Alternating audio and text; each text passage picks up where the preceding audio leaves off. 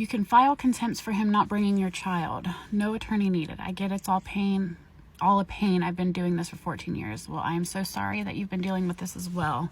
I've kind of explained this several times in other videos, and I think there's some drafts or other comments in my drafts that are kind of saying something similar. And I'm probably going to just tag those people in this video because it's like the same thing over and over, kind of like what I'm going to talk about with contempt.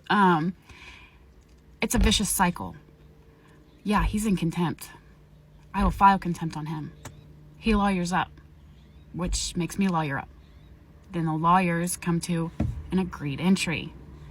We file it with the court. Case closed. Go on a couple more months. He's in contempt again. I file contempt again. He lawyers up again. We come to an agreed entry again. It's like a vicious cycle. Attorneys want to settle. They don't want to go to trial. It's too much work for them, I feel like. I don't have the education or I don't know, to go up against an attorney myself. I think that's a bad idea personally. I don't know, maybe not. I'm starting to think maybe not. But anyway, that's another story, another day. But every time I file contempt on my ex-husband, this is why I've stopped filing contempt.